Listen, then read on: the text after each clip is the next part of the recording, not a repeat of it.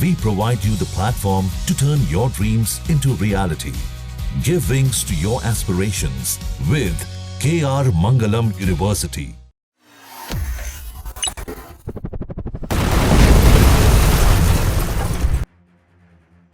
Operation Sindoor के बाद पाकिस्तान अपनी ताकत को बढ़ाने की कवायद में जुटा है। इसी कड़ी में कभी वो चीन से हथियार मांगता है तो कभी तुर्की से डिफेंस सिस्टम पर डील की बात करता है। दूसरी तरफ भारत भी पाकिस्तान के तनाव के बीच अपनी ताकत को तेजी से बढ़ाने में जुटा है। बता दें कि भारत और पाकिस्तान के बीच सीज फायर का ऐलान 10 मई को हो गया था, लेकिन भारत के प्रधानमंत्री नरेंद्र मोदी और रक्षा मंत्री राजनाथ सिंह ने बार बार ये कहा कि ऑपरेशन सिंदूर अभी खत्म नहीं हुआ है और जब तक पाकिस्तान अपनी हरकतों से बाज नहीं आता तब तक वो ऑपरेशन सिंदूर जारी रखेंगे। इसी बीच रक्षा मंत्री राजनाथ सिंह की एक तस्वीर सामने आई। इस तस्वीर में राजनाथ सिंह भारतीय नौसेना के बेड़े में शामिल युद्धपोत INS विक्रांत पर सवार दिख रहे हैं और इस फोटो में नौसेना के अधिकारी और जवान भी उनके साथ दिख रहे हैं।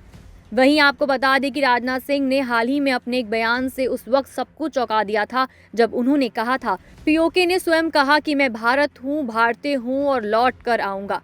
ऐसे में बड़ा सवाल है कि क्या भारत POK को वापस लेने के लिए सीक्रेट तरीके से कुछ बड़ा करने की तैयारी कर रहा है। लिहाजा ऐसे हालातों में राजनाथ सिंह का खुद INS विक्रांत पर पहुंचना दुश्मन को कहीं न कहीं बड़ा संदेश है। ऐसा संदेश कि जमीन और आसमान तो छोड़िए, जरूरत पड़ी तो समंदर से पाकिस्तान को रौंद देगा, जिसका अंदाजा भारत के रक्षा मंत्री राजनाथ सिंह के बयान से लगाया जा सकता है। साथियों, आज हम गोवा के तट से कुछ ही दूरी पर हैं और आप सब जानते ही होंगे कि 1961 में गोवा की आजादी के ऑपरेशन में भी इंडियन नेवी की वारशिप ने दुश्मन के वारशिप और उनके सैन्य ठिकानों पर निर्णायक ऑपरेशन किया था। उस अभियान ने भारत से कोलोनाइजेशन के अंतिम अवशेषों को मिटा दिया था। उस ऑपरेशन में भी भूतपूर्व INS विक्रांत ने भारतीय नौसेना के बेड़े की अगुवाई की थी। इसकी जानकारी आप सबको होगी। आज एक बार फिर INS विक्रांत अपने नए अवतार में आतंकवाद के खिलाफ भारत के संकल्प का नेतृत्व कर रहा है। साथियों, एक बहुत ही दिलचस्प बात यह है कि पाकिस्तान भी आपके शौर्य से भली भांति वाकिफ है। पाकिस्तान को पता है जब भारतीय नौसेना पूरे जोश के साथ, पूरे जोर के साथ जब चलती है तो उसका अंजाम क्या होता है। 1971 इसका गवाह है कि जब इंडियन नेवी हरकत में आई थी वह 1 से 2 हो गया था। मैं पाकिस्तान की बात कर रहा हूं। जब हमारी इंडियन नेवी हरकत में आई थी तो पाकिस्तान 1 से 2 हो गया था। अगर ऑपरेशन सिंदूर में भारतीय नौसेना अपनी फॉर्म में आई होती तो पाकिस्तान के 2 टुकड़े ही न होते, बल्कि मैं समझता हूं शायद 4 टुकड़े हो जाते।